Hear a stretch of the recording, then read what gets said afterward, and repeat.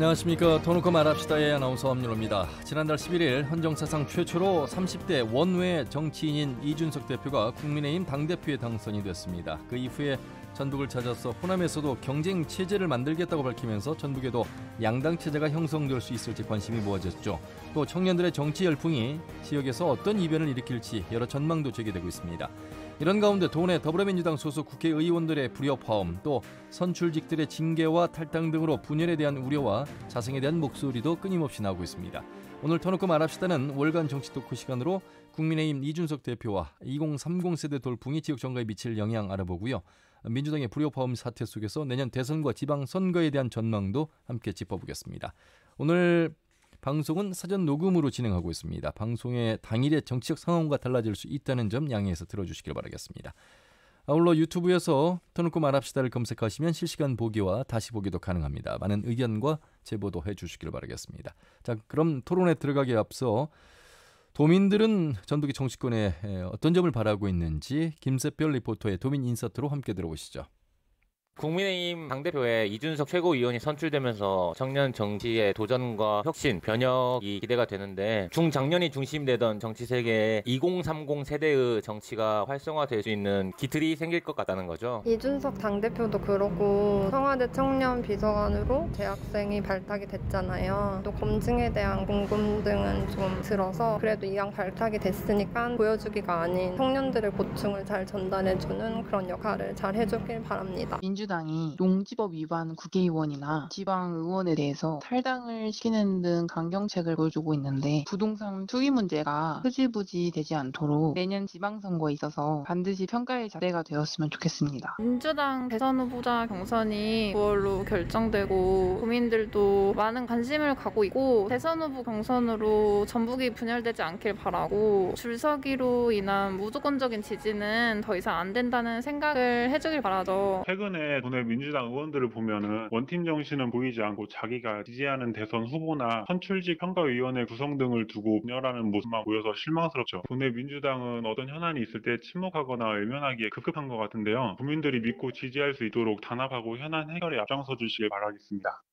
네, 도민들이 바라본 이준석 대표 돌풍과 전북 정치권에 바라는 점을 들었습니다. 오늘도 두 분과 함께하겠습니다. 전북일보 이경재 개건 논설위원 어서 오십시오. 네, 안녕하십니까. 참여자치 전북시민연대 부패방지시민센터 김영기 대표님 어서 오십시오. 예, 안녕하십니까. 예, 좀 시간이 지나긴 했습니다만 그래도 월간 정치 토크 시간이기 때문에 전체적으로 한 달간의 정치 상황들을 좀 살펴보면서 이경재 의원님, 네, 만 36세 네. 국회의원 경험이 한 번도 없는 하지만 10년의 꾸준한 노력은 있었습니다. 자, 2030 하면 그동안 정치에 무관심했고 실제로 투표율에 있어서도 저조했던 이 현상이 지난 재보궐선거에서부터 나타나기 시작했고 국민의힘 당대표 선거에까지 영향을 미쳤습니다. 여러 가지 분석 요인이 있겠습니다만 일단 어떻게 보셨습니까? 네, 저는 의미 있는 선택으로 생각을 합니다. 예. 왜냐하면 그동안 어떤 기득권 정치랄지 이런 거에 국민들이 또는 당원들이 환멸을 느끼고 있던 차에 예. 36살의 국경 경력이 전혀 없는 하지만 또 정치 경력은 한 10여 년 된단 말이죠. 예. 참신한 감각과 새로운 판단, 어떤 개혁 마인드를 가지고 접근하는 어떤 이런 당대표에 대해서 상당히 의미 있게 보고 있고요. 또 지금까지는 이준석 대표가 잘 하고 있다고 보여집니다. 예. 또 호남 쪽 방문해가지고 여러 가지 메시지를 과거와 다르게 했고 또 노무현 대통령 관련 언급 또 권양수 여사 예방 이런 것들을 보면은 상당히 전향적 앞으로 방향이 기대가 되는 측면이 있고요. 예. 또 최근에는 그 국민의힘 당의 대변인을 토론 배틀로 해갖고 뽑겠다 해서 엄청난 또 관심을 모았지 않습니까? 예. 대변인 선출은 당일날 유튜브로 보니까는 3만 명 이상이 시청을 했고, 또 그 시청률도 최고 대표 그 마지막 순간에는 6%가 넘는 시청률을 보이고, 그래서 지금 성공작으로 이제 평가를 하고 있는데, 현재까지는 여러 가지 어떤 행보로 보여봐서 성공적인 어떤 그런 선택으로 보고 있고요. 다만 이제 앞으로는 이런 어떤 전시적이고 포퓰리즘적인 어떤 행보가 어떤 성과로 이어져야 되는데 그게 과연 성과로 이어질지 이걸 주의 있게 봐야 되겠고요. 그런 성과를 내는 쪽으로 국민의힘 당이 노력을 해야 되지 않을까 이런 과제를 던져주고 있는 것 같습니다. 예. 자, 이제 결과에 대해서 또 현상에 대해서 잘 분석을 해주셨는데 김영기 대표님 궁금한 점이요. 이런 2030의 돌풍, 이 열풍이 전북에도 불고 있나? 전북에서 청년들은 어떤 생각을 갖고 있을까? 아울러서 또 전북의 유권자들은 이런 현상을 또 어떻게 볼 것인가 이런 측면에서 좀 말씀을 해주시면요. 2030의 어떤 정치적 흐름은 전국적인 현상이라고 봅니다. 예. 우리 전라북도도 예외가 아니고요. 이준석 당대표가 당선되는 즈음에 국민의힘 전라북도 도당 정운천 의원의 이따 이야기하겠지만 실제 청년당원들의 가입이 157명 이런 이야기들이 나오던데 어쨌든 간에 과거와는 좀 달라진 민심이 있고요. 최근에 여론조사를 보면 우리 전라북도에서도 국민의힘을 지지하는 포르테이지가 17%, 18%, 어디는 21% 이런 내용들이 나오고 있는데 지금까지 최고 높게 나왔을 때가 박근혜 대통령 그때 18%였거든요. 전라북도가. 그러니까 이미 그 선거 시기도 아님에도 불구하고 이미 그 상한가에 왔기 때문에 20%를 돌파할 수 있겠다 이런 생각이 듭니다. 물론 그게 투표 때 투표율이나 이런 것이 있기 때문에 그대로 될지 모르지만 현재 분위기를 본다면 국민의힘이 이준석 대표가 들어왔고 이전에 또 오세훈 시장의 당선 이런 일련의 과정으로 보면 분명한 어떤 상승세이고 과거와의 어떤 약간이라도 어떤 내용까지는 아닌데 형식적인 측면에 있어서 봉화마을 방문이라든지 이준석 대표 여러 일성들이 과거의 쉽게 말하면 수구 꼴통 이미지와는 좀 다른 어떤 합리성 이런 것들을 추구하고 있어서 금방 위원님께서 말씀하신 대로 이런 이미지 정치 내용들이 실제 정치판에 제대로 적용돼서 변화된 모습을 국민들에게 끊임없이 지속적으로 보여준다면 훨씬 더 큰 어떤 파워를 갖게 되는 거 아닌가 이런 생각들을 해봅니다. 그리고 우리 전라북도도 이게 지금 또 한편으로는 민주당에 대해서 지금 반대하고 있는 어떤 움직임이거든요. 그래서 그 반대급부로 국민의힘을 지지한 거고 그 과정에서 이준석 대표 체제가 이렇게 나오게 되는데 실제 우리가 지난번 보궐선거 과정에서 우리 전북의 정치권들이 후일담으로 많이 했던 이야기가 수도권에 사는 친인척들이나 친구들에게 쉽게 민주당 박영선 후보 당시 시장 후보 지지를 이야기하면 너 지금 딴 세상에서 왔냐? 지금 민심이 어떤 민심인데 그런 이야기하고 있냐고 응대했던 그 반대하는 프로테이지가 상당히 높았다는 겁니다. 과거에는 고생하네 그렇게 해야지 아니면 웃고 이렇게 하는데 노골적인 반감을 드러내는 어떤 내용들이 많았다고 하는 후일담들을 보면 그런 어떤 민심 우리 지역에서도 최근에 어떤 여러 민주당의 행태라고 해야죠. 최근에는 무엇인가 민주당도 이렇게 좀 어떤 변화하는 모습을 보이는가 했는데 반부패 비서관 어떤 또 부동산 투기 이런 문제로 이제 또 낙마를 하게 됐는데 이런 과정을 보면서 실망하고 있는 도민들이 늘어나는 건 분명한 것 같습니다. 이제 현 정부 또 민주당에 대한 반감의 효과라고 일부는 말씀을 하셨습니다. 그런 측면에서 본다면 이경재 의원님, 사실 총선 지방선거 총선이 좀 더 그 과한 이제 지지를 더 받아서 결과적으로 이제 압승을 해왔던 민주당의 텃밭 속에서 경선이 곧 당선이다 이런 등식, 깃발만 꽂아도 당선이다 이런 공식에 있어서 흔들림이 있을 것 같은가?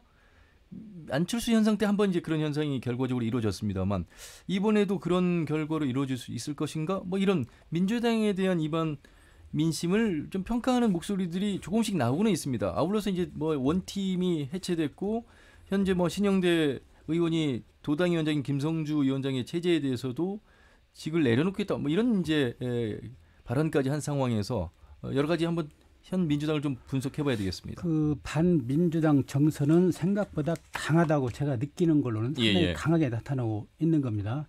다만 이제 민주당이 아까 이야기한 여러 가지 어떤 정치적인 흐름의 변화 또는 정서적인 변화에 대응해서 그냥 개혁적인 어떤 행보를 보여줘야 되는데 어떤 현안에 대한 아까 그 인서트에서 본 것처럼 현안에 대한 외면 또는 무시하고 지나가지 않습니까? 그래서 이런 것들이 이어지지 않는 이런 행태가 바로 선거 때까지도 이어질 수 있는 반정서의 저항이 이어질 수 있는 그런 요인이 되고 있다고 저는 보고 있고요. 다만 이제 문제는 그러면 반대 진영에서 과연 그에 걸맞는 인물들을 내세워야 되는데 이 민주당의 후보들을 또 예비 후보들을 뛰어넘는 그런 역량 있는 인물들을 과연 발탁해서 내놓을 수 있겠는가 이 문제가 이제 과제가 될 수 있겠고요. 또 하나는 이제 정치적인 어떤 흐름의 변화를 민주당이 못 있고 있다 이렇게 말씀을 드렸는데 사실은 이 MZ 세대라고 하는 거는 그 뭐 90년대 2000년대 초반에 태어난 그런 세대들인데 예. 기득권 정책을 완전히 담을 쌓고 있고 배격을 하고 있고 수평적 사고랄지 이런 리더십을 강하게 지향을 하고 있단 말이죠. 예. 또 경제적으로도 상당히 어떤 개인 중심주의고 구매력도 또 왕성하고 또 특히 이제 인터넷 게임이랄지 인터넷 세대거든요. 스마트폰. 예. 그래서 이런 어떤 변화의 흐름에 그 부응하는 어떤 개혁적인 마인드를 가진 사람 또는 개혁적인 정책 이걸 들고 호응을 해줘야 되는데 과연 민주당이 하고 있느냐 현재 그 측면에서 하고 있지 못하다. 현안에 대한 어떤 문제가 불거졌을 때 또 긴밀히 대응을 또 떨어지고 있다. 또 이 전라북도 현장에서도 여러 가지 불미스러운 일이 일어났을 때에도 민주당 독단의 대응을 보면은 전혀 안일무사한 그런 태도를 보이고 있다. 이런 여러 가지 정황 측면에서 민주당이 앞으로 좀 반성을 좀 많이 해야 되고 이런 흐름에 부응하는 상당히 그 쇄신 개혁적인 그런 정책들을 내놓고 마인드를 바꾸지 않으면은 아까 서두에 이야기한 그런 그런 정서가 내년 선거에서 나타날 수 있지 않겠는가. 왜냐하면은 서울 같은 경우는 지금 집값 하나 가지고 지금 완전히 이반했거든요. 그렇죠. 민심이. 전라북도, 전주, 뭐 군산, 익산도 마찬가지입니다만은 아파트값 집값 문제 상당히 심각합니다. 수도권은 똑같아요.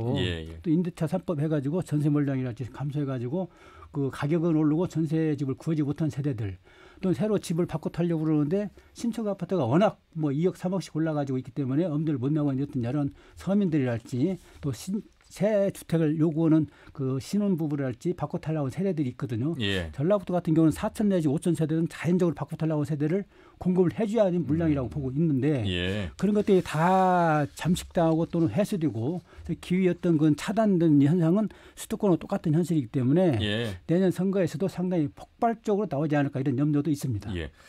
김영기 대표님 이게 일단은 하는 척해서는 안 되는 정치 현실이 된 것 같습니다. 이제 제대로 된 민심을 수용할 수 있는 시스템 그리고 변화 이런 것도 이루어져야 될 텐데 실제로 뭐 청년들을 위한 인센티브라든지 여성을 위한 인센티브, 소수약자를 위한 인센티브는 선거 때는 반짝하지만 그것이 현실적으로 도움이 되진 않았거든요. 선거 때도 지난 총선을 보면 여성 전략공천 30% 한다고 해놓고 하나도 안 했거든요. 그러니까 그런 약속을 저버리는 건데 최근에 또 그 청와대와 민주당에서 인사과정 속에서 청년들을 배려한다고 하면서 1급 비서관을 임명했는데 반대의 목소리가 상당히 나왔잖아요. 이런 것들 보면 공정하지 못하다는 거 아닙니까? 단순히 젊어서 되는 문제가 아니잖아요. 능력을 검증했느냐 이런 거에 대한 의문점들을 이렇게 이야기했는데 실제 그 진정성이 문제가 가장 중요할 것 같습니다. 지금 내년도 지방선거와 관련해서도 민주당이 진정으로 이 청년들의 정치적 진입 장벽을 낮추려면 현재 권리당원제도를 변화를 줘야 하거든요.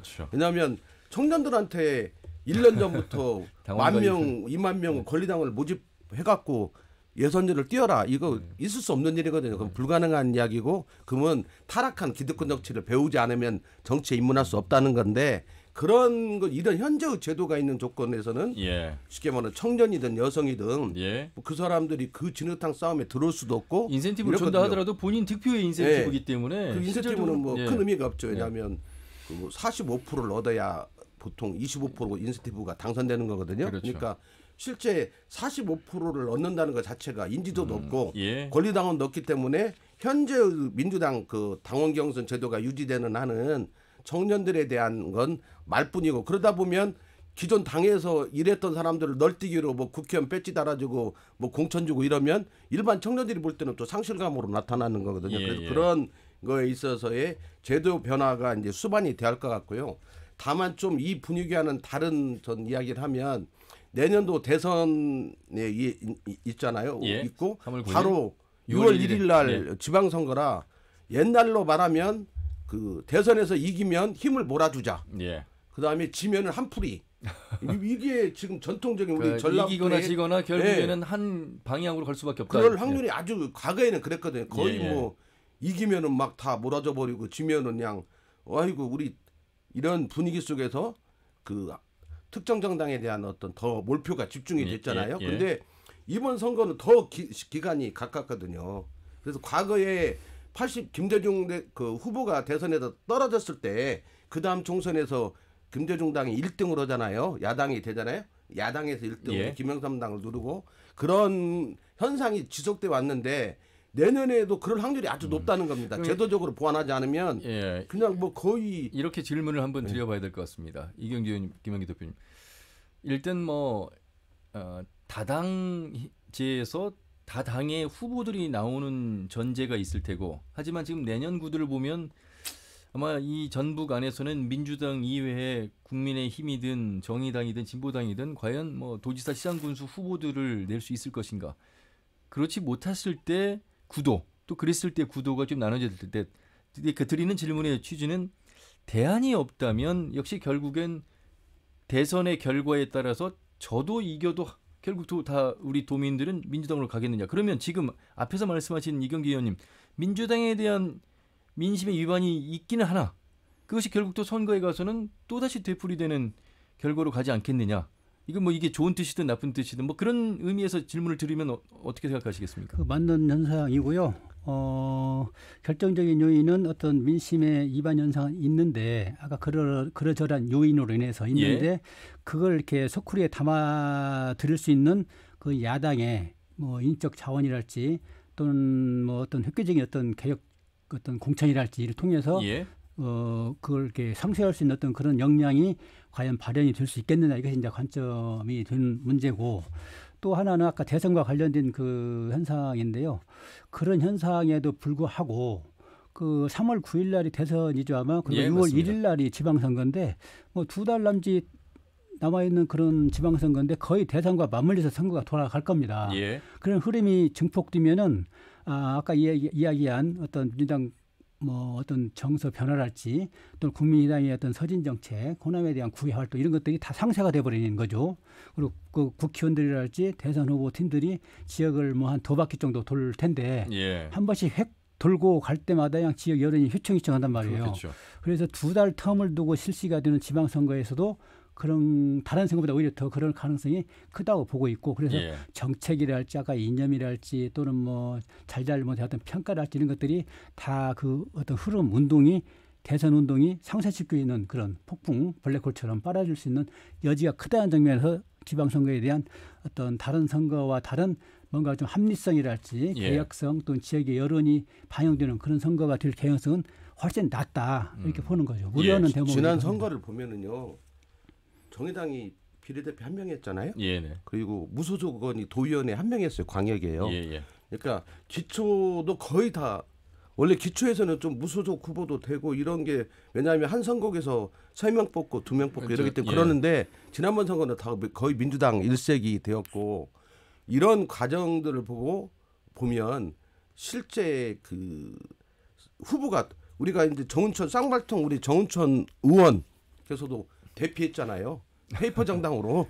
잠시 있다가 다시 질문하시고요. 그러니까 그런 말적 대표할 정도로 상당히 완강하고 끈기 있게 지역 사업을 하면서 노력하는 정운천 의원조차도 그 분위기에서 아예 출마를 엄두에 못 나고 대피를 했거든요. 그러니까 이게 이런 어떤 전략도 구도고 이것은 비단 이 대통령제 하에서는 뭐 쉽게 말하면 항상 양당적으로 이렇게 몰아가는 뭐 과정이 있고 여기에 우리 한반도는 지역 구도가 결합돼 가지고 이 전라도 쪽에 민주당하고 저쪽 국민의힘 당들이 이렇게 항상 있으면서 다당제가 될 듯 하다가도 또 선거를 앞두고는 또 이합집산 해갖고 합쳐져 버리고 이런 과정이 반복되는 조건에 있어서 이 민주당에 맞설 수 있는 어떤 정치 세력이 구체화되지 못하고 안철수 때는 안철수가 대선 당선 가능성이 높다는 의미에서 됐기 때문에 만약에 윤석열 현재 이제 대선 선언했으니까 후보라고 하나요? 후보가 제3지대에서 예를 들면 정당을 만든다든 이러면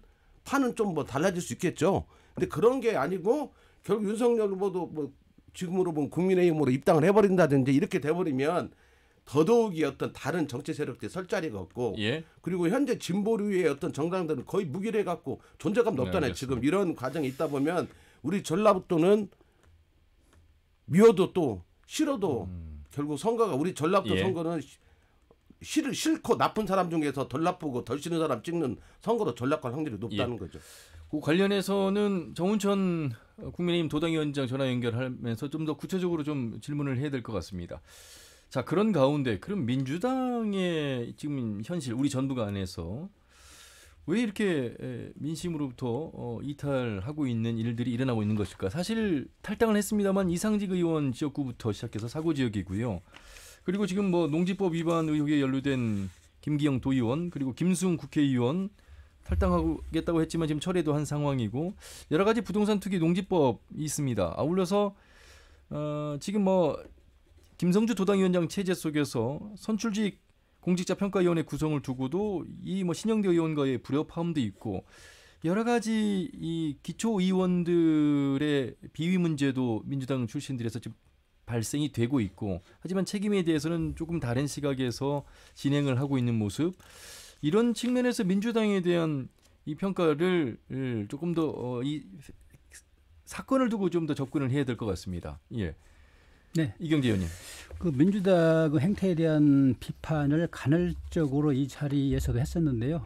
지금 나타나는 현상은 똑같다고 저는 보고 있습니다. 그게 뭐냐면은 민주당이 어디에 문제가 있고 어떻게 해야 되는지는 아는데 예. 그걸 행동으로 보여주지 않고 있다는 거죠. 예컨대 뭐 도의원들 어떤 비리랄지 예. 일탈이랄지 부동산 문제랄지 또는 사고 지역구가 지금 물론 중앙당이 해야 될 문제지만 사고 지역구가 계속 남아 있는데도 그걸 보완하고 채우지 않는단 말이죠. 이런 문제들. 예. 그리고 또 그때 신속 처리하고 뭔가 대안을 제시해야 되는 그런 역동성 이런 것들을 기대를 하고 있는데 그때마다 이걸 꾸물거리고 외면하고 또는 그냥 뭉개버리는 이런 행태를 보였기 때문에 민주당에 대한 비판적 그런 정서 형성되고 있고 또 이건 어떻게 할 수가 없지 않습니까? 선거 때 비판하고 심판하는 그것이 유일한 도민들은 유권자의 권한인데 아까 말씀드린 것처럼 선거철만 되면은 어떤 특정 정당에 휩쓸려 가지고 그냥 함몰돼 버리니까 또 그 기회를 놓치고 그런 되풀이된 현상이 계속되고 있는데 지금도 그런 여러 가지 정황을 놓고 보면은 민주당이 회초리로 맞을 매를 지금 벌고 있는 상황이죠. 상황이고 특히 이제 사고 지역구 문제는 빨리빨리 처리를 해야 되겠고요. 예. 또 도의원들의 어떤 농지법 위반이랄지 또 일부 지방의원의 어떤 비리랄지 이런 문제가 발생을 하면 뭐 그동안에 성추모이랄지 폭행 의혹이 얼마나 많이 있었습니까? 예. 그걸 제대로 신속하게 한 적이 한 번도 없었단 말이죠. 이런 문제들이랄지 이런 것들을 자기 식구 감싸는 식으로 솜방망이 또는 처벌로 또는 미온적으로는 그런 그렇죠. 태도를 버리고 쇄신 계획이 안에 민주당의 비판을 받을 수밖에 없고 그런 측면에서 민주당이 앞으로는 불과 몇 달 안 남았지만은 신속 정확하게 대응하고 대안을 제시하고 또 잘못이 있으면 도민들한테 사과를 하고 대안도 제시하는 그런 긴밀하고 민첩한 그런 것들을 보여주지 않으면은 뭐 지방선거는 안 된다고. 왜냐하면 지방선거는 총선하고 좀 달라요. 지방선거는 지역의 어떤 그 인물들을 선택하는 그런 것들이 좀 강하고 또 총선은 당에 끌려가는 그런 힘이 강하지만 그런 측면에서 도당이 뭔가 좀 추스리고 그다음에 신발권을 좀 바로 쥐는 그래서 도민들한테 이 좋은 상품을 내놓는 그런 계기를 마련해야 되지 않겠냐. 알겠습니다. 생각입니다. 정치는 생물이라고 하는데 이 뭐 원팀을 강조했던 더불어민주당의 국회의원들의 이 원팀이 이제 불협화음으로 나타나고 있는 데에서 대선을 앞두고 대선 후보를 지지하는 그 라인이 이미 이제 그 다름이 나타나지 않았습니까? 그런 속에서 지금 우리 도당 안에서의 어떤 불협화음이랄까요? 이런 문제들이 지금 발생한다고 좀 봐야 될 텐데 이미 뭐 김인덕 의원은 이재명 경기지사를 뭐 지지한다고 하면서 도지사 선언까지 한 상황이고 어쨌든 뭐 다 아는 이야기 속에서 지금의 현상을 좀 살펴봐야 될 텐데 김영기 대표님, 우리 국회의원들, 전라도 의원들의 원팀을 강조했잖아요. 그 전에 원팀이지 않았기 때문에 강조한 거거든요. 그러니까 전라도 국회의원들은 원팀이 없었습니다. 이전부터 정동영, 정세균의 양대 강한 세력 축으로 쭉 분열과 이합 집산을 거듭해왔고 최근에 와서도 각종 계보 정치와 관련돼서 원팀이 없어서 제발 좀 한번 국회의원들도 원팀이 되고 도하고 잘 소통해서 이 낙후된 전라도로 한번 변화를 줘야지 않냐고는 도민들의 요구에 대해서 계속 강조되어 왔고 그런 것들이 비판되니까 이제 원팀을 이야기했었는데 실상 그 김성주 도당위원장 체제에 들어섰을 때 그 지지한 의원들도 주로 뭐 안우영, 윤준병 의원, 뭐 김수원 의원 어떤 그런 내수했고 쫙 갈렸고 도당위원 선거에서도 분열이 있었고 그 위에 우리 김성주 도당위원장은 그 쉽게 말하면 비판적으로 이야기를 하면 일반적으로 볼 때는 좀 오만할 정도로 자의식이 강한 의원이거든요. 그러니까 기본적으로 속성상 이렇게 막 화합해갖고 여럿이 뭐 하고 이런 것들에 좀 부족하다고 해야 하나요? 그런 어떤 성향들을 이미 오랫동안 도의원 시절부터 그런 어떤 특징들이 있었고 그게 예. 그 시간 도당위원장이 돼서도 도하고 소통한다고 했지만 이전에 K-뉴딜 정책을 발표할 때도 도하고 상의 없이 막 해가지고 대체 이게 뭔가 해가지고 막 도청 공무원들이 질타를 당하고 막 알아보고 해갖고 안혜영 의원한테 전화해가 왜냐하면 기자회견에 안혜영하고 둘이 있었으니까 기자회견 때 안혜영도 자기도 이제 뭐 그냥 들어온 이런 거 이야기다 내용이 없다 문서가 없었다 뭐 이런 이야기를 옛날에 들었거든요. 그만큼 실제 출발부터 원팀이 아니었다는 거죠. 그리고 그 나머지 의원들 같은 경우는 또 다른 그 당시로 치면 이낙연 체제 속에서 당직도 맡고 있고 이런 사람들 한병도 신영대 쭉 해서 이현태 의원까지 이런 분들은 또 다른 걸 했고 김윤덕 의원은 원래부터도 이 비주류 안희정 옛날 지사하고 이렇게 소통했잖아요. 근데 안희정 지사가 이제 실각이라고 하나 없어지고 난 뒤에는 그 바로 그 이해찬계 또 해가지고 총선을 치렀거든요. 그래서 빨리 이해찬계 가는 김에 바로 그 쉽게 말하면 이재명 지사 측으로 이렇게 결합을 하는 과정이 있는데 실제적으로 이번 선출직 공직자위원회 같은 경우도 사람 몇몇을 제가 명단을 보고 쭉 보니까 그 예전 사람 반절, 새로운 사람 반절 이렇게 되는 것 같더라고. 근데 예전 사람 한 20년 전에도 이런 일 했던 사람이 지금도 하고 있는 것을 느낄 수 있었고 큰 틀에서 보면 상의하지 않은 것 때문에 더 분노들이 컸던 것 같고 신영대 의원이 공개적으로 했지만 신영대 의원하고 내가 통화를 해보니까 다른 의원들하고 다 상의를 했다고 그래요. 그래서 대표로 발언했다. 이미 이런 이야기들을 했고 그 뒤에 그걸 조정하는 과정도 그렇게 됐다고 보거든요. 그래서 실제적으로 이번에 이제 봉합이 됐지만 이후의 과정 속에서도 또 도당위원장 체제가 좀 더 겸손해하고 이러는데 그럼 왜 국회의원들이 이럴까? 우리 전라북도는 진정으로 말하면 좀 극단적으로 표현하면 도민이 지방의원과 국회의원을 뽑은 적이 없다고 해도 과언이 아닙니다. 왜냐하면 선택권이 제한돼 있어요. 거의 90% 정도 압도적 지지를 받아온 민주당이다 보니까 민주당 후보 공천자가 되면 울며 겨자먹기로 싫으면 투표장에 안 가고 가는 순간은 그 사람을 뽑을 수밖에 없는 다른 사람 뽑았자 사표돼 버리고 10%도 안 나오니까 이런 과정이 30여 년 반복되다 보니까 그 쉽게 말하면 지방의원이나 이런 분들도 도민을 쳐다볼 이유가 유권자를 볼 필요가 없어요. 다 자기의 공천을 주는 중앙당이나 그 지역위원장들한테 어떻게 충성하고 어떻게 해서 내가 그 공천 후보의 컷오프를 당하지 않고 뭐 최영재 옛날 후보 같은 경우는 원인도 모르게 컷오프 됐잖아요. 그러니까 컷오프 되지 않고 공천 경쟁에 뛰어들고 지지나 지원을 받아서 공천자가 되면 이미 선거가 끝나버린 거거든요. 본선은 요식형이다 보니까 모든 지방의원 입지자나 의원들은 전부 다 우리 위원장, 우리 당 중앙이 어떤가에 원하지 유권자들은 관심이 없는 거죠. 실은 그런 것들이 이렇게 분열과 오만함으로 나타난다. 이렇게 아주 신랄하게 지적을 해주셨는데 그 원팀에 대한 이야기를 한마디 더 말씀드리면은 사실은 그 정치인의 속성상 원팀이라는 것은 가능하지가 않습니다. 다만 우리가 원팀의 무게를 두고 있는 것은 원래 전라북도 국회의원 수사도 좁고 또 초선 재선 의원들로 모여져 가지고 정치력이 취약하기 때문에 중앙당이랄지 정부랄지 청와대랄지 대외적인 문제에 접근할 때 원팀 정신으로 뭉쳐서 관철시키자는 주문이거든요. 그런데 오히려 그런 쪽에서는 취약하고 침묵해버리고 대내 문제 조그만 이득 가지고 서로 이렇게 뭐 대립하고 갈등하는 문제를 보면은 역시 전라북도 국회의원들은 소리에 좀 받고 자그마한 이익에 강하고 대의에 좀 그 무관심하는 전형적인 어떤 비판 대상이 되는 그런 원팀을 보이고 있고 사실 정치인 속성상 원팀이라는 것은 가능하지 않습니다. 알겠습니다. 자, 전북일보 이경재 개건 논설위원 그리고 참여자치 전북시민연대 김영기 대표와 함께 하고 있는 정치 토크 터놓고 말합시다. 이번에는 국민의힘 전북도당위원장이죠. 정운천 의원을 연결하겠습니다. 의원님 안녕하세요. 안녕하세요. 오래 기다리셨습니다. 원팀 이야기 하시는 거 들으셨어요? 한때는 부러우셨을 텐데 유일한 원이었습니다. 정운천 의원님은. 예. 자, 일단 뭐 저희가 전북뿐만 아니라 전국적으로 국민의힘에 관심을 갖고 있는 정치 현실 속에서 정운천 도당위원장으로서도 어쨌든 뭐 좀 탄력을 받았고 힘을 좀 낼 수 있는 그런 기회가 왔다 이렇게 좀 생각하실 것 같습니다. 아니, 그러면요. 지금 굉장히 큰 변화가 민심의 폭발이 일어나고 있고 변화가 많이 일어나고 있어서 굉장히 고무적으로 좀 보고 있습니다. 예. 뭐 이준석 돌풍에 대한 이야기를 많이 들으셨을 텐데 전북을 다녀갔습니다. 정운천 의원도 함께 하셨고 전북의 청년들의 국민의힘에 대한 관심과 지지도 많아졌다 이런 말씀하셨는데 어느 정도의 실감을 좀 하셨을까요?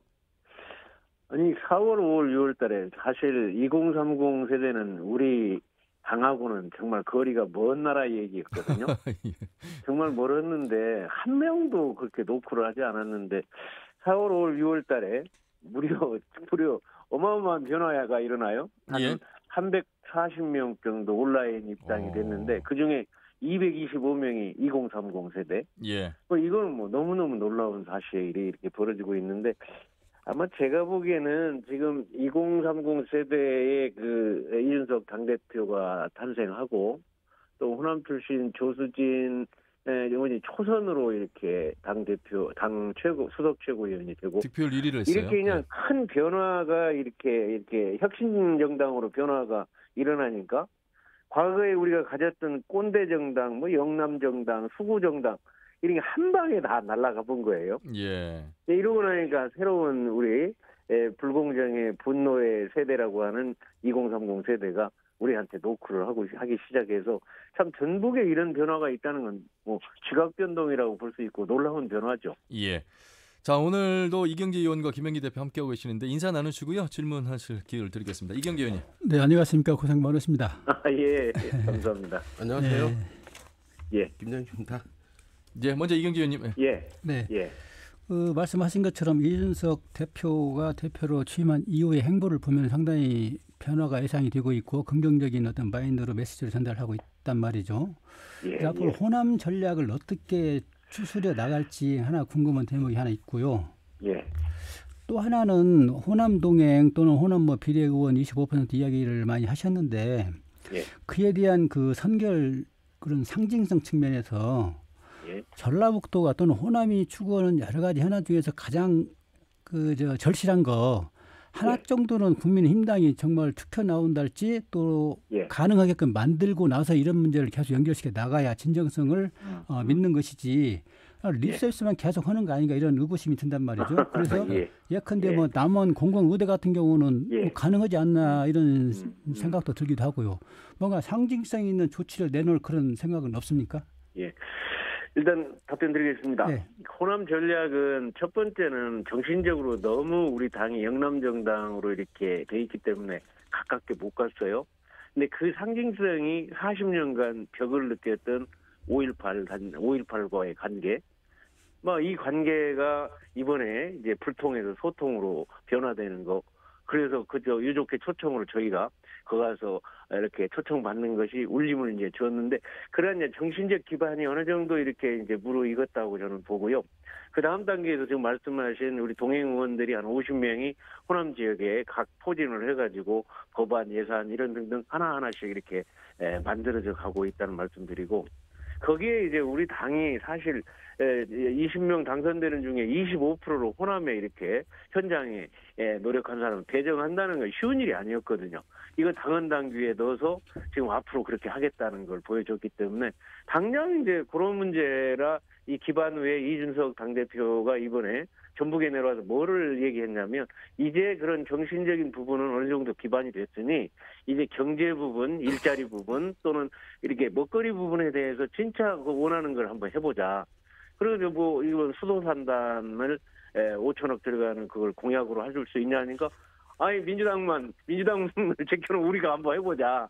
이제 이렇게까지 나오고 있고요. 지금 말씀하신 공공의대 부분이랄지 이런 등등도 저희가 좀 전향적으로 이렇게 풀어가보자 하는 것이기 때문에 과거에 우리 당에서 신용만 하고 이렇게 한 그런 정당이 아니고 진짜 이제 뭔가 이렇게 가깝게 다가가는 그런 노력들이 함께 이어져 갈 것이다.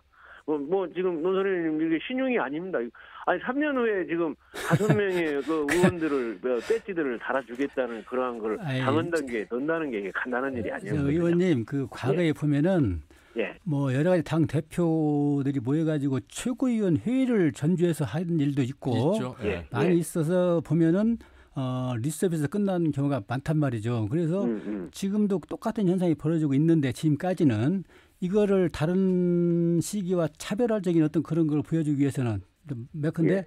진정성 있게 우리 전라북도랄지 호남한테 애걸하고 하소연하고 표를 달라고 하려면은 상징이 뭘 하나 쥐어야 되지 않겠냐. 지금까지 말로만 하셨지 뭐 상징성 있는 거 하나도 주지 않았단 말이죠. 그래서 그 대표적인 게 가장 더 쉽고 대표적이고 해야 될 부분이 남한 공공의대 관련 현안이란 말이죠. 근데 그것도 알았다고 말만 하지 지금까지 뭐 무그적거리고 있지 않습니까? 그래서 아까 여쭙는 말이고요. 그에 대해 한 말씀 더 듣고 싶습니다. 근데 우리 의원님 그 말로만 이거는 좀 섭해요. 왜 그러냐면 작년 동행의원단이 그렇게 해가지고 예산 만드는 거, 법안 만드는 거, 이거 전라북도에 필요한 거 많이 지금 해드리고 있는 과정에 있고 지금도 진행되고 있고 피해자에 대한 보상도 엄청 이렇게 노력하고 있고 지금 공공의대 하나는 아주 간단한 부분인데 사실 국가적인 전체 부분으로 연결되어 있기 때문에 그걸 어떻게 접근할 것인가 하는 문제지 그보다 훨씬 큰 일들이 하나씩 지금 이어지고 있다고 생각을 하고요. 당장 내년 뭐 이를테면 지금 우리가 이제 조직 강화 특위도 지금 현재 호남만 특별하게 조직 강화 특위를 통해 가지고 한번 인재 영입을 해보자. 뭐 이런 등등이 지금 여러 가지가 구상되고 있으니까 조금 신뢰를 좀 해도 좋을 것 같습니다. 예. 자, 김영기 대표님 인사 나누시죠? 예, 안녕하세요. 예. 뭐 열심히 감사합니다. 그 국민의힘 호남에는 우리 정운천 놈밖에 없는 것 같더라고요. 아니, 아무도 없잖아요. 이게 혼자다 이 말이죠. 그래서 원팀. 그 당사는 원팀을 구성할 수가 없어요. 하나 혼자니까. 당사는 그 전두환 시대 때 강탈한 그 관통로에 있는 그 당사 하나만 있고 나머지가 하나도 없어요. 그러니까 지구당 같은 경우랑 뭐 전혀 없잖아요. 지금 거의 가동이 안 되고 있잖아요. 그런 게 복원되지 않으면 아까 청년당원들 가입했다고 하는데 당이 밑받침 해주지 않으면 그 친구들이 내년에 이러면 선거를 나간다고 한들 어떻게 표를 얻어서 여러분 기초는 기초, 광역이면 광역, 뭐 단체장이면 단체장에 당대될 수 있는 당적 토대가 있어야 하는데 그게 지금 그 거의 없잖아요. 그런 거에 대한 대책이 없으면 이게 잘못하면 그 한순간에 한여름밤이 꿈이 될 수 있거든요. 그래서 이번에 이준석 당대표 체제가 돼서 처음으로 이렇게 전라북도에 갔잖아요. 가면서 쭉 얘기가 이제는 과거의 신용 개념이 아니고 제대로 지금 분위기가 잡혔으니까 정말 우리 청년당에 볼 때 250명이 들어오면 그분들을 청년 아카데미를 통해 가지고 제대로 훈련시켜서 뭐 이렇게 시의원, 도의원 후보로 내고 또 이제 그 도지사 뭐 전주시장 같은 경우는 앞으로 비례대표를 전제로 해가지고 또 내고 이렇게 해서 지금 불모지가 돼 있는 걸 하나하나 지금 쌓아가지고 이렇게 해가는 거지 뚝딱 우리가 뭘 금방 만들 수 있는 게 아니거든요. 준비된 정우천 의원은 내년도 지사 출마하나요? 네, 이렇게 질문을 한번 이렇게 지라도 주요한 분들 아니 지금은 그때는 분위기가 안 좋아서 페이퍼 정당 비례대표 정당으로 대피를 했는데 대피를 했으면 지하실에서 나와가지고 다시 플로에서 한번 또 진검승부를 벌여야 하는 거 아닙니까? 저는 진검승부 보는 데는 재주가 있잖아요. 제가 그런 부분은 정운천 경제적으로 고려할 겁니다. 의원님 이렇게 질문을 한번 드려볼게요. 이제 김영기 대표님이 어차피 질문을 던지셨으니까. 사실 이제 호남 할당제가 되면 전북에 2명의 비례대표가 순위에 들어갈 수 있죠. 그렇습니다. 그렇다면 말씀하신 장관급 출신의 인사가 도지사 후보로 나올 수도 있다는 말씀을 하셨어요. 국민의힘 출신으로. 그렇습니다. 그럼 지금 전북의 장관급은 우리 정운천 의원밖에는 없단 말씀이시죠. 그리고 나와서 떨어지더라도 호남 할당제 2명의 순위에 또 들어갈 수 있는 기회가 있고 여러 가지 측면에서 뭐 이거는 조심스럽고 불편한 질문이긴 합니다만 그런 전제를 한번 해볼 수 있지 않을까 싶은데요. 아니 뭐 제가 이제 전라북도 전체 지역 예산 재개위원으로 5년간 하면서 많이 지원을 하니까 저보고 좀 도지사로 나오라는 얘기도 많이 나오고 있어요. 근데 지금 현재는 저는 그렇습니다. 도지사 나오는 게 중요한 게 아니고 당선돼서 정말로 우리 전라북도를 위해서 일할 수 있는 게 지금 현재 제가 배지 달고 하고 있는데 그 배지를 그대로 갖고 갈 수는 없거든요. 그런 부분을 항상 깊이 있게 고려해서 정말로 진정으로 전북을 위해서 일할 수 있는 사람이 일할 수 있도록 하는 그것을 전제하기 때문에 굉장히 고민을 할 수밖에 없다. 정운천 의원님 장관에서 낙마시고 내려오셔서 전북에서 한 7번 정도 떨어지신 것 같은데 이게 금방 우리 정운천님 말씀은 도지사보다 배지가 소중하다 그 말씀 아닙니까? 소중한 게 아니고요. 일할 수 있는 일을 해야 된다. 우리 송지사도 정운천님 나온다면 삼선 포기할 수도 있잖아요. 지금은 사람이 자기가 안 나올 이유를 못 찾았다고 하는데 정운천님 출마한다고 하면 포기할 수도 있는 거 아니에요? 하여튼 몇 번 떨어져 봤으니까요. 떨어지는 거에 대한 두려움은 없습니다. 자, 그렇다면 그걸 말씀드리는 거죠. 인재 영입 늘 항상 국민의힘, 새누리당, 한나라당 시절에도 그렇고 항상 지방선거, 총선은 좀 상황은 다릅니다만 지방선거에서 국민의힘 광역의원, 기초의원, 시장군수, 도지사까지 해서 얼마나 인재 영입을 할 수 있을 것인가. 근데 이번에 좀 다르게 좀 봐야 될 수도 있을 것 같은데요. 어쨌든 아까 말씀드린 대로 그렇게 2030 세대가 수백 명이 이렇게 온라인 입당을 하는 그 분위기 때문에라도 좀 분위기가 나아질 거고요. 그런 등등에서 지금 그런 분들을 잘 모아서 분위기를 만들어서 또 중앙당에서 지원할 수 있는 방안까지 제대로 찾아가지고 이번에 정말 공천 못하는 그러한 정당 그 굴레는 좀 벗어나야 되는 거 아닌가. 이렇게 생각해서 그 노력을 하겠습니다. 그 연장선상에서 하나 더 질문 드리겠습니다. 내년 6월 2일 날이 지방선거인데요. 도지사도 있고 시장군수도 있고 지방의원도 있단 말이죠. 근데 그 이준석 대표도 일단 호남이라 하더라도 경쟁체제를 갖추겠다 얘기를 했고요. 또 아까 말씀하신 것처럼 여건도 좋아지고 있고 또 민주당에 대한 이반 현상도 약간 있단 말이죠. 그래서 후보들을 영입해서 낼 만한 어떤 그런 지금 여건이 돼 있는지 아니면은 그 머릿속에 그리고 있는 어떤 구상들이 있다면 좀 얘기를 해 주시겠습니까? 저희가 지금 기간적으로 얘기하면 우리 대선 후보가 시작되는 게 9월 달이기 때문에 7월, 8월 중에 저희가 집중적으로 그러한 모든 준비를 다 할 생각입니다. 그래서 계속 사람도 만나고 있고요. 조금 지나고 보면 그런 대로 이렇게도 정운천 위원장이 노력을 하고 우리 당이 이렇게 하고 있구나 하는 거를 가시적으로 보여줄 수 있는 그 기회가 오리라고 생각합니다. 왜 이 질문이 중요하냐면요. 위원장님 잘 아시겠습니다만 정의당이나 진보당에서의 또 상황도 살펴보고 들어봐야 되겠습니다만 내년 지방선거가 국민의힘이 후보를 내지 않으면 민주당 단독 후보가 될 수도 있는 그런 이 조심스러운 이제 말씀 드릴 수가 있기 때문에 이번에 그 이준석 대표 그리고 정운천 위원장님 여러 국민들의 지지 속에서 좀 더 전북도 당선이 될지 안 될지는 모르겠습니다만 건강하고 인재 중심의 영입을 통해서 경쟁 구도를 만들어 주시는 것도 유권자에게 선택의 또 기회의 폭을 더 넓혀주는 기회가 될 수 있을 것 같아서 이런 말씀들을 아마 강조를 하는 것 같습니다. 그 전라북도의 민주당에 대한 피로감도 너무 많이 와 있고 이제 쌍발동 정치가 새롭게 시작돼야 된다는 것도 어느 정도 도민들이 이제 인지하고 있기 때문에 이제부터 시작이라고 생각합니다. 그래서 이 불모지 꼭 개척해서 좋은 그러한 쌍발동 정치 시대 열겠습니다. 말씀 잘 들었습니다. 고맙습니다. 감사합니다. 전북도당 위원장인 국민의힘의 정운천 의원이었습니다. 그래도 국민의힘이 힘을 받고 있어서 이렇게 좀 방송 입장에서 보면 양쪽의 이야기를 좀 더 균형 있게 들을 수 있다는 점은 좀 다행으로 생각합니다. 항상 늘 민주당에 대한 이야기를 많은 비중을 두고 얘기를 했었기 때문에 이제 다음에는 우리 정의당 또 진보당 다른 당들의 이야기도 또 듣도록 하겠습니다. 대선 주자들의 어떤 윤곽이 드러나면 일종의 이제 지방선거의 입지자들도 그때쯤이면 아까 정운천 의원 말씀대로 정리가 되겠죠? 그렇게 되면은 대략 내년 지방선거를 전북 안에서도 점쳐볼 수도 있을 것 같습니다만. 근데 후보를 이제 내는 것도 중요한데요. 이 도민들이 봤을 때 좀 상식적이고 합리적인 사람이 나와야지.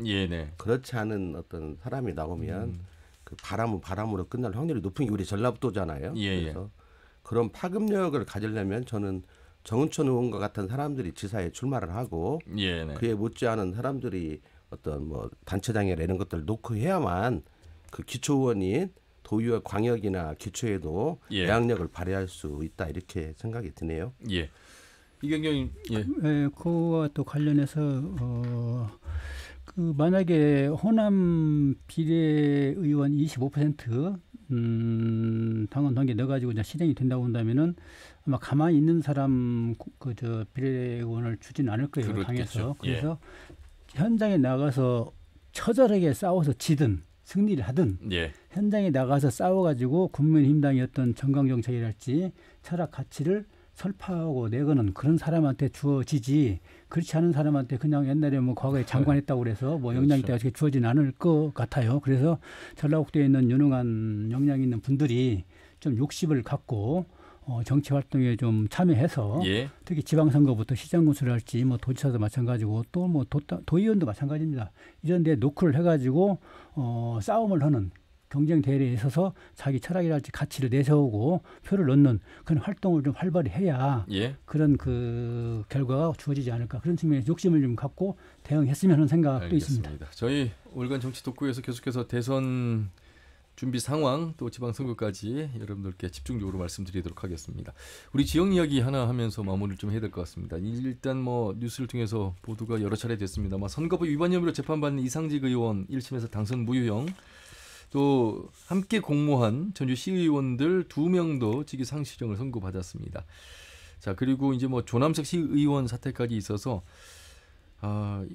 전주을 지금 사고 지역이고 이제 물론 항소를 하긴 했습니다만 진행 상황을 더 지켜봐야 되겠습니다만 많은 또 입지자들이 이 전주을을 또 보고 있고 유권자 입장에서 전주을의 상황을 또 어떻게 보고 있을까도 많은 분들이 궁금해하셔서 김영기 대표님. 예. 지금 이상직 의원은 뭐 이제 1심이 끝났고 항소했으니까 또 지난한 또 항소심 대법까지 가겠죠.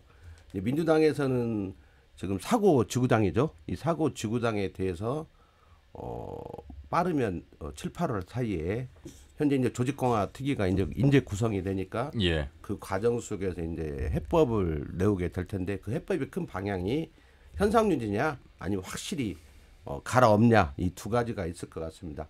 근데 뭐 도민들은 이제 갈아엎자는 입장 속에서 많이 이야기들을 하고 있습니다. 그래서 이번 기회에 좀 납득할 수 있는 어떤 중앙당의 어떤 뭐라고 해야 하나 어떤 조치들이 있어야만 할 것 같고요.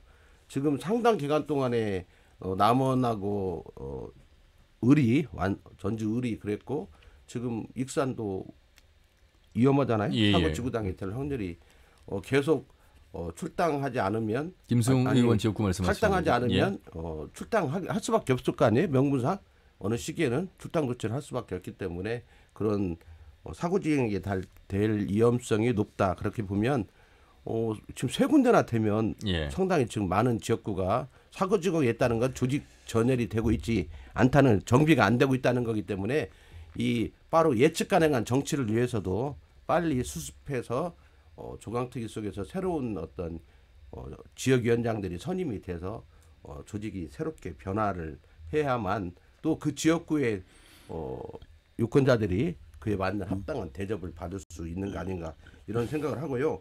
꼭 하나 말하고 싶은 건 이상직 의원은 뭐 쉽게 말하면 미스터 문제도 있고 여러 비리 횡령 면허가 있으니까 뭐 어떻게 처벌을 받아도 상관없는데 이 시의원 둘은 저는 희생양이라고 봅니다. 왜냐하면 당시 지방선거 때 저도 핸드폰 갖고 있지만 거의 모든 후보들이 이중투표를 막 주장하거든요. 쉽게 말하면 그 제도상의 미비점이거든요. 그러니까 권리당원으로 투표를 한 사람이 여론조사에서 응대할 수 있게 만든 그 제도가 문제거든요. 그럼 그 제도를 바꿔서 그렇지 못하게 하면 되는 건데 그걸 하지 않고 온전시켜 놓다 보니까 모든 후보들은 다 여론조사에 응하는 자기 지지자면 굉장히 충성도가 높기 때문에 당연히 권리당원은요 여론조사에도 적극적으로 응해달라고 문자를 다 보냈거든요. 근데 고발 당한 사람들만 이렇게 당하는 거거든요. 그런 건 물론 그 사람들은 실정법을 위반한 거지만 그거 거의 모든 사람들이 민주당에서 그 경쟁을 했던 거의 모든 사람들이 다 실정법을 어겼다 해도 과언이 아니기 때문에 빨리 중앙당에서 그때도 저희들이 주장했거든요. 빨리 그 이중투표를 막아내는 제도적 보완을 하라고 계속 주장했는데 미적미적거리고 하지 않고 현재에 온 거거든요. 그러면 왜 미정민주권이냐? 기득권자들이 유리합니다. 충성스러운 권리당원을 많이 확보하고 있는 기성 기득권이 그렇겠죠. 이중투표 하니까 냅둔 거거든요. 알면서도. 그래서 빨리 그 제도 개선을 해야 한다. 그걸 하지 않으면 여론조사하고 권리당원 투표가 있는 건 항상 이중투표 위험성을 가지고 있는 거 보면 누가 고발하면 사법처리 위험성도 같이 가지고 있는 거기 때문에 전과자를 양산하는 제도는 빨리 바꿔야 한다 이렇게 생각이 드네요. 예, 이경재 의원님. 저도 마찬가지죠. 그 중복 투표를 요구하는 문자를 권리당원과 일반 시민한테 동시에 발송해가지고 이제 벌어진 문제인데 이건 아까 말씀하신 것처럼 당내에서 정리를 해야 되겠고 제도 개선을 해야 되겠고요. 특히 뭐 서울 부산 시장 선거 때 그 중대한 어떤 비리랄지 혐의가 있을 때 후보를 내지 않는 그런 명문화된 조건이 있는데도 불구하고 당원 뭐 투표를 통해 결정했다고는 형식적인 절차를 받긴 했지만 그걸 뒤집는 그것이 오늘날 민주당 행태란 말이죠. 예. 또 사고 지역구가 이렇게 오랫동안 방치되어 있는데도 어떤 특정 세력의 어떤 보호에 두려고 하는 어떤 욕심 때문에 그걸 방치해둔 이런 문제랄지 아까 말씀드린 여러 가지 비리랄지 그 유무형의 어떤 그런 갈래를 타고 조정을 해야 되는 현상들을 두고 방기하는 이런 행태랄지. 그래서 민주당이 아까 말씀드린 것처럼 뭘 어떻게 해야 되는지 아는데 행동으로 옮기지 않는 거 이게 큰 문제란 말이죠. 그래서 이런 문제들은 어떻게 할 수가 없어요. 다수당이고 우리 지역 호남 정서상 엄청난 어떤 파괴를 갖고 있는 영향을 갖고 있는 정당이기 때문에 다만 할 수 있는 거는 선거 때 비판하는 것밖에 없단 말이죠. 예, 네. 근데 선거 때 앞두고라도 지금부터라도 뭔가 좀 개선 조치를 내줘야 되는데 아직까지도 미적거리고 있지 않습니까?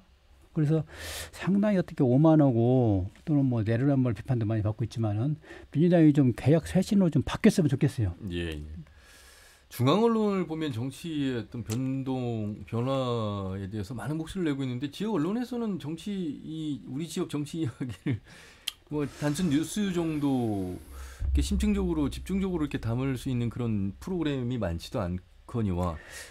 그래서 결론적으로는 이 지역 유권자랄지 도민들이 정치적 서비스를 제대로 받으려면은 경쟁 체제, 경쟁 구도를 만들어 줘야 되거든요. 예.